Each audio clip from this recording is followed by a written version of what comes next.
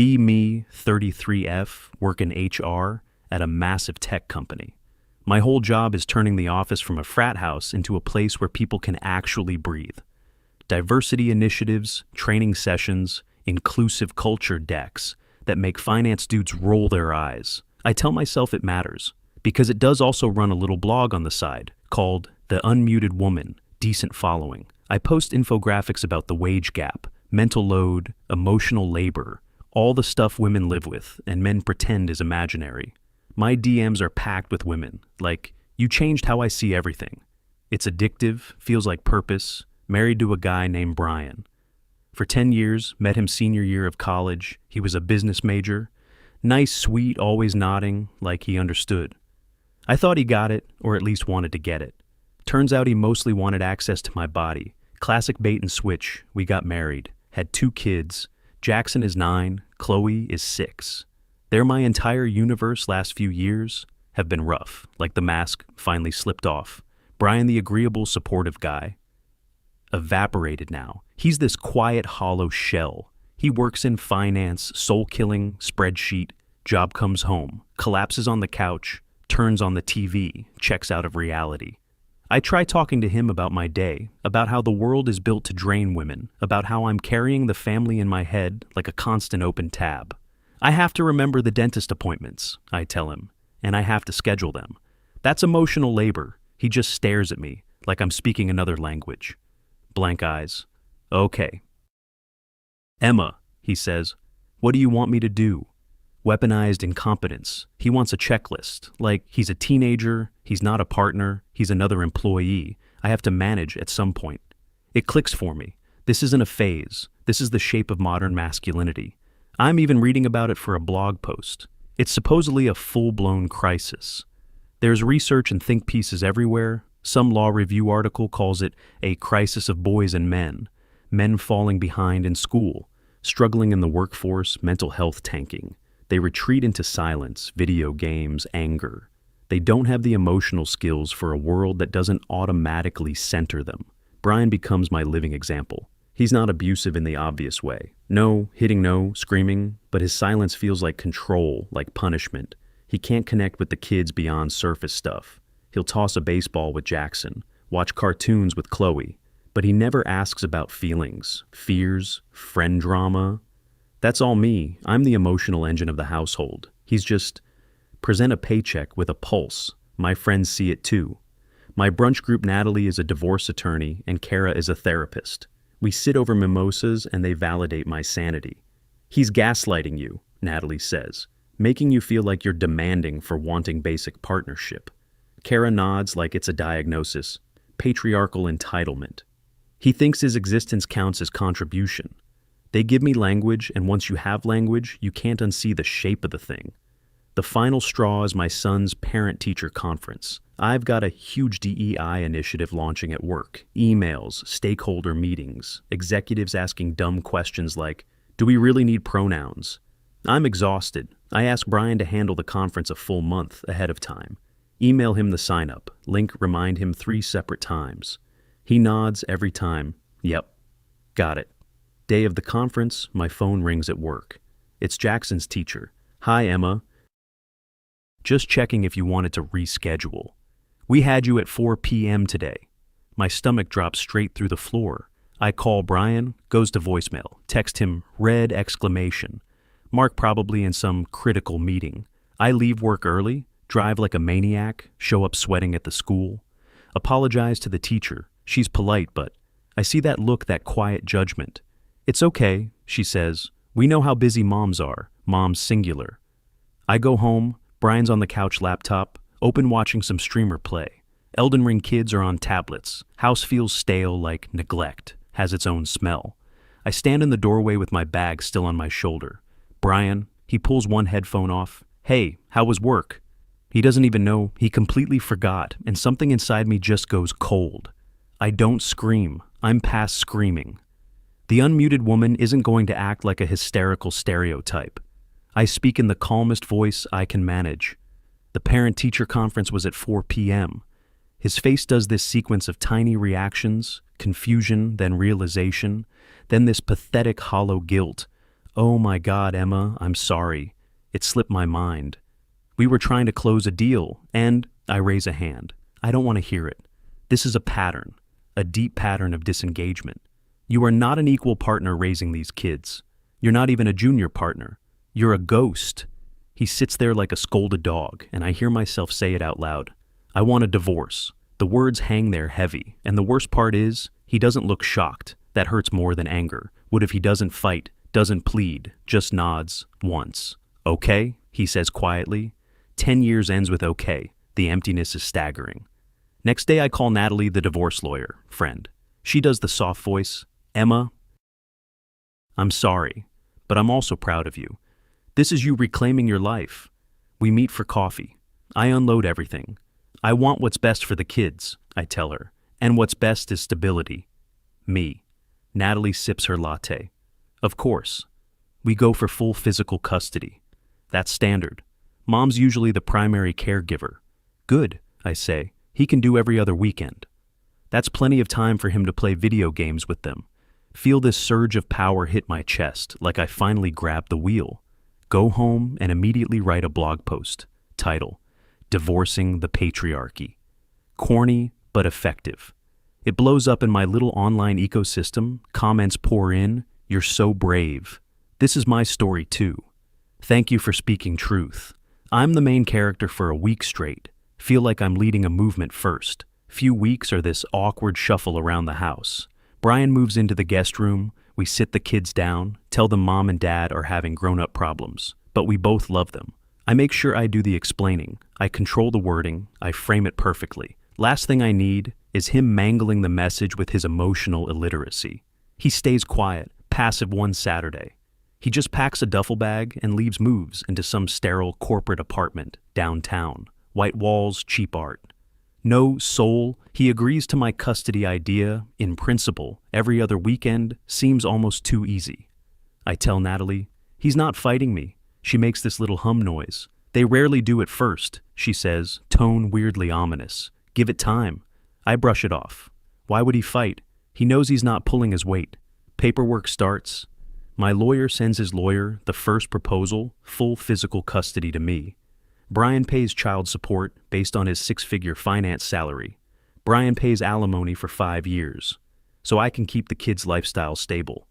I keep the house, it's the kids' home, their stable base. He can keep his 401k.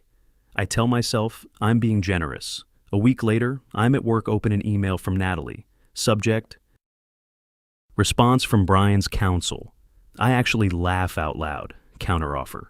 Cute, open the PDF and my blood goes cold. It's not a counteroffer. It's a declaration of war. He wants 50-50 joint physical custody. Week on, week off schedule, joint, legal custody. 2. No alimony. Wife is gainfully employed in a high-paying career and can support herself. Sell the house, split equity child.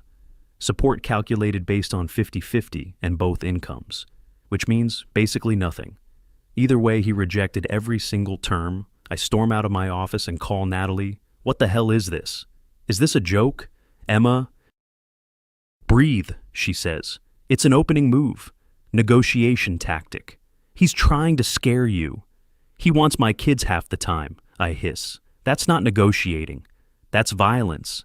She pauses. I can hear it in her voice now.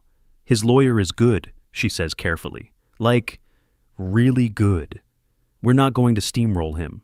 I hang up, shaking rage buzzing under my skin. How dare he, this man couldn't show up to a parent-teacher conference, and now he wants to play equal parent. This is ego, this is punishment, this is him trying to win because I left. It has nothing to do with what's best for Jackson and Chloe. That night I go full doom research mode, start reading about fathers' rights groups, MRA forums, those bitter corners of the internet where guys whine about family court.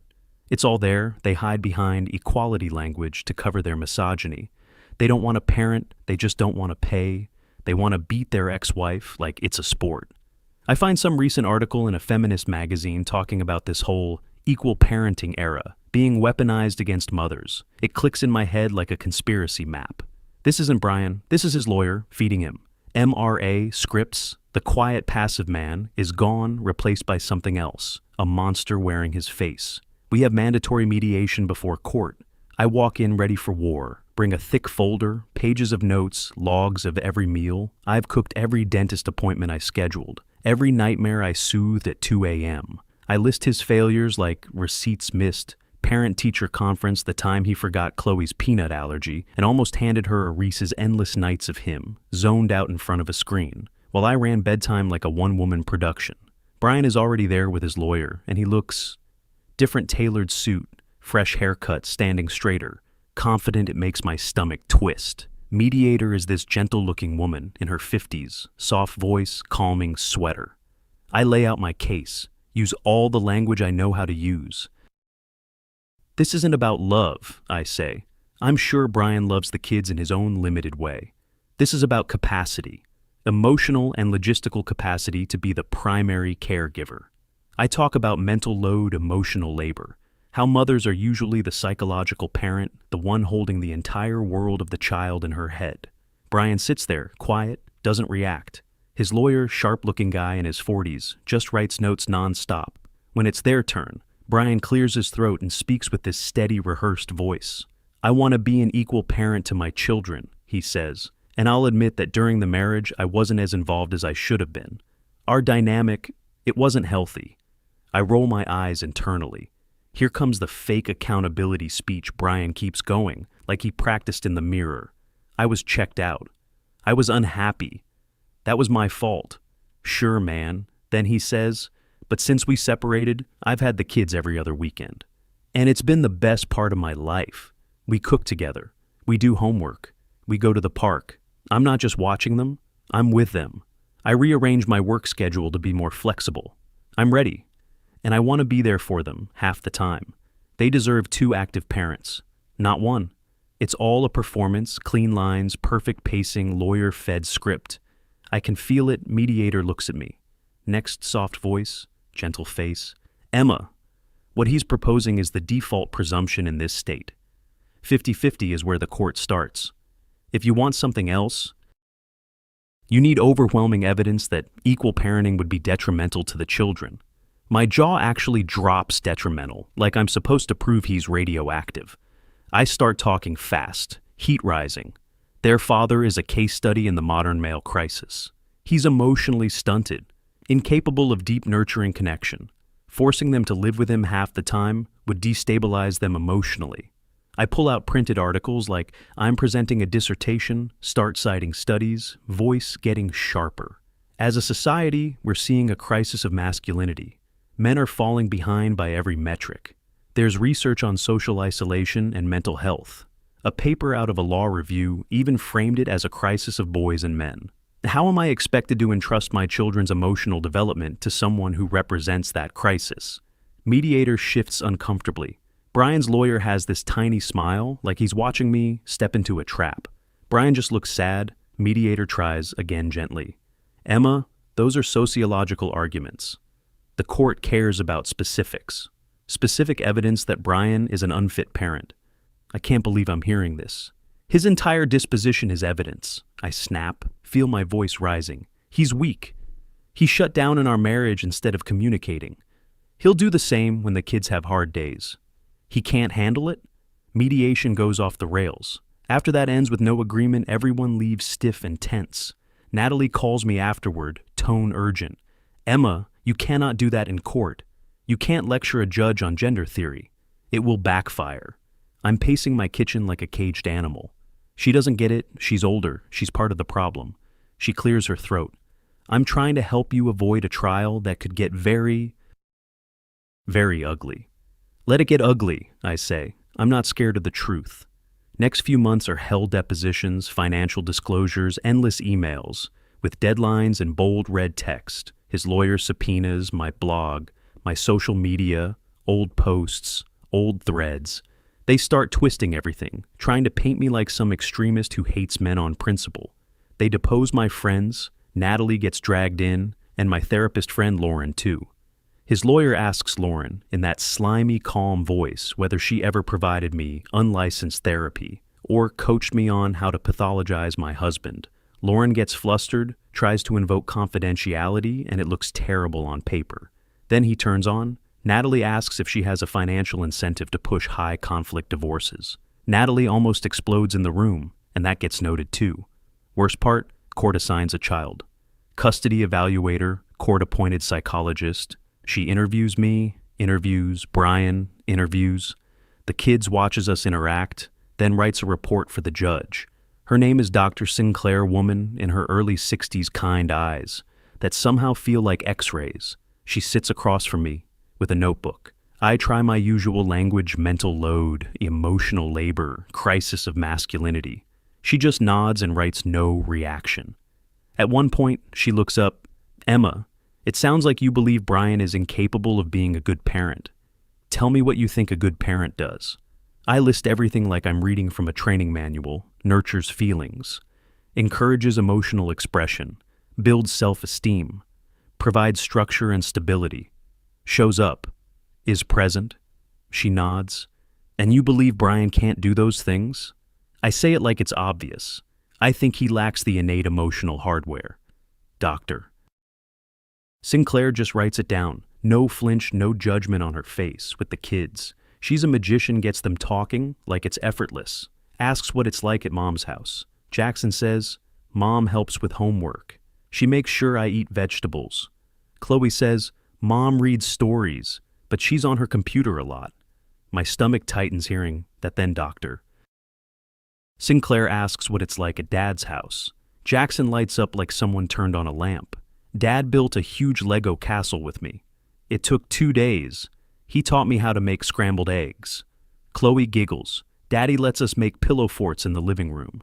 We watch movies inside with flashlights. He doesn't get mad when we make a mess. I feel this pit open in my stomach. This is bad. He's doing the fun parent thing. Disneyland dad. Of course they love it. It's like a vacation, and I'm the one doing the real work, the hard work, the boring stability work. Report comes out about a month before trial. Natalie forwards it to me. No comment, just the file. I open it, start reading, and it feels like the floor drops out. It's brutal. She calls me intelligent and articulate, then describes me as rigid, prone to seeing my husband and even my children through a theoretical lens. Instead of as individuals, notes, I display significant anger and resentment toward their father, quotes me saying, emotional hardware. And then the part that makes my throat close. She notes that while I spoke at length about the children's needs, I appeared physically and emotionally distant during observation. Frequently checking my phone, frequently working on my laptop. Keep reading the evaluator report with my hands going numb. The section on Brian hits like a brick, says he's quiet and reserved, but shows a strong, loving bond with both kids. Details the observation, like it's a nature documentary: patient, engaged, attentive, redirected tantrums, without escalating, asked questions, actually listened, even had real emotional conversations with them. Report notes. He owned his past failures, calls his desire to co-parent sincere and credible. Then the recommendation, 50-50 joint, legal and physical custody. And then the real gut punch, she recommends Brian be designated primary residence for school purposes because his work schedule is more flexible now, and his new apartment is in a better district. And then there's one more line. Like a final twist of the knife, recommends I attend co-parenting counseling to address my hostility toward the children's father, because it could become a source of emotional harm to the children. So basically the report says, I'm the problem, I'm the risk factor. I lose it, I call Natalie screaming, this is a hatchet job. That woman is a misogynist. Brian charmed her. He manipulated her. Natalie doesn't yell back. Her voice goes flat and grim. Emma, this is the worst report I've seen in a long time. The judge is going to take it very seriously. We need to change strategy. We need to settle. Now, something in me goes cold, dangerously calm. No, I will not be silenced. I will not let some quack psychologist and my emotionally stunted ex steal my children. We go to trial. Long silence on the phone. Then Natalie exhales like she's tired down to her bones. Emma, I don't think I can represent you if you insist on this. Your feelings are stopping you from seeing the legal reality. You should find new counsel. She fires me. My own friend fires me. Says it's because I won't follow legal advice in my head. It's because she's scared, because the system got to her too. I decide I'll represent myself. Who better to tell my story than me? Who knows the truth better than me? I'm gonna be the unmuted woman in that courtroom, spend the next month preparing like it's war, read family law, books, watch mock trials on YouTube, take notes like I'm studying for the bar. I'm going to expose Brian and the whole rotten machine that rewards male mediocrity. I even start thinking in quotes, some old essayist line about how your view of the world reveals your character. My view is that the system is broken bias toward men, and that's a noble conviction. Brian's view is that he can suddenly cosplay as Superdad, which proves he's selfish and shallow. Trial day arrives, I wear my best power suit, sit alone at my table, stack binders in front of me, like armor. Brian is there with his lawyer. He won't look at me. Judge walks in, Judge Marlene Whitaker, late 60s. Reputation for tough, but fair. And my brain goes good. She's a woman. She'll understand. She's lived it. Brian's lawyer goes. First, keeps it short and clean. Calls Brian to the stand. Brian talks about his new flexible schedule, shows photos of the kids' rooms in his apartment, talks calmly about wanting to be present, not emotional, not dramatic, just measured. Then his lawyer calls Dr. Sinclair, the evaluator. She testifies straight down her report, every point, like she's reading weather. Then it's my turn to cross-examine. I stand up, heart pounding, but I force confidence into my voice. Dr. Sinclair, I begin, you're aware, are you not, that there is a well-documented societal crisis involving men's emotional and psychological well-being. Immediate objection from Brian's lawyer, relevance. Judge looks at me over her glasses. I'll allow limited leeway, Ms. Davies. But get to the point. I barrel forward. My point, Your Honor, is that this evaluation ignores the broader context. Dr. Sinclair evaluated one man.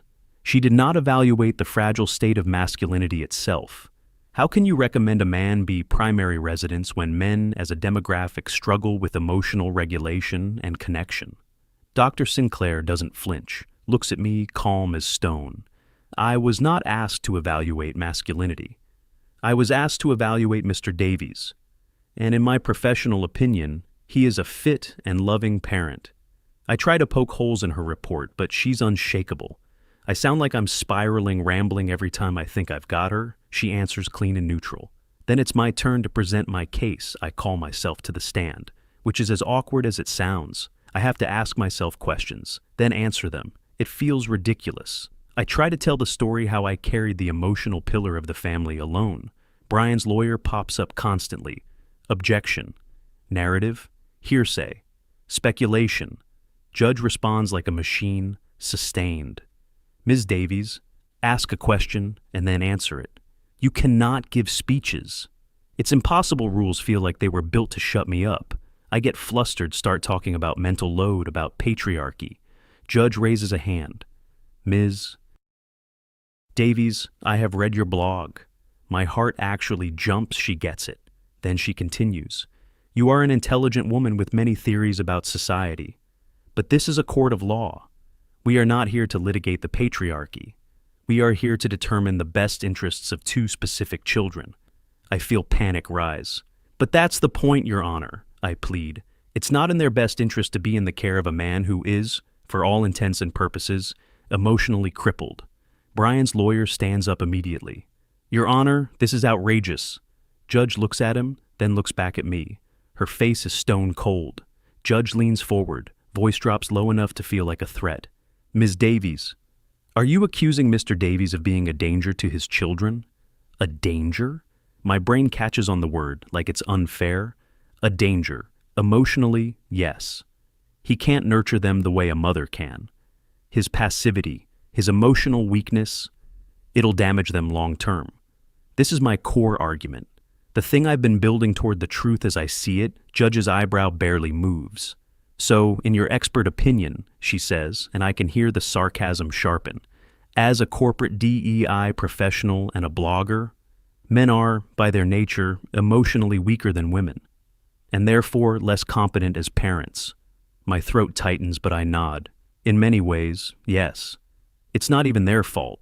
It's socialization, but it's reality. They aren't equipped for the hard work of raising emotionally healthy children. Judge takes off her glasses, slowly sets them down, like she's done pretending to be gentle. Ms.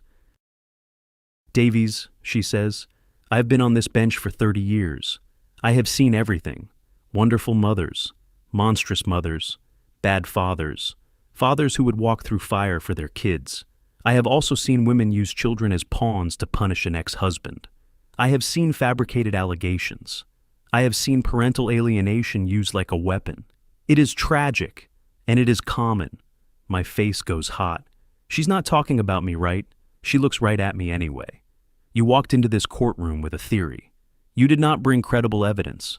Not one shred that Mr. Davies is anything other than a loving father who wants to be involved. You claim he is emotionally weak, but the evidence shows he is the one who adapted.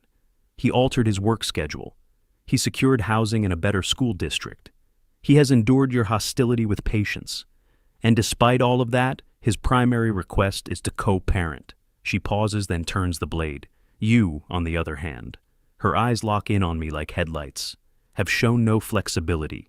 You have displayed a profound contempt for the father of your children. You have used inflammatory, unproven theoretical language to describe him. You have, according to the court-appointed expert, allowed your anger to cloud your judgment, to the point where it risks becoming detrimental to your own children. My stomach drops. Judge's voice stays steady. The very harm you accuse him of causing, you are at risk of committing yourself. The evaluator's report is among the most concerning I have read regarding a parent's attitude. Your absolute conviction in your righteousness, Ms. Davies, is your greatest liability as a parent. The courtroom goes dead silent, like all the air got sucked out. My heart is pounding so hard it feels loud. This can't be happening. Judge looks down at her notes, starts reading findings like it's routine. The court finds it is in the best interests of the minor children, Jackson and Chloe Davies, that the parents share joint legal custody. Okay, joint legal. I can survive that. The court further finds it is in the best interests of the children, that the parents share joint physical custody on a week-on, week-off basis. My breath catches 50-50 I lost, but she's not done. Furthermore, pursuant to the evaluator's recommendation, Mr. Brian Davies shall be designated the parent of primary residence for purposes of school enrollment. No, no, no, no. Then the final blow. And finally, Ms. Emma Davies is ordered to attend and complete a 12-week co-parenting counseling program. Proof of completion shall be filed with this court. Failure to comply will result in a review of the custody arrangement. She bangs the gavel. We are adjourned. I just sit there, can't move binders stacked in front of me like useless bricks. My notes, my posts, my truth, all of it suddenly feels like worthless paper. Brian stands up, and for the first time all day, he actually looks at me. No victory, no smugness, no told you so. Just this deep, exhausted sadness. Like he knew exactly how hard this would hit me, and it hurts him to watch it happen. His lawyer puts a hand on his shoulder. They walk out together, and I'm left alone in the courtroom, staring at my binders like I brought armor to a place that doesn't recognize it.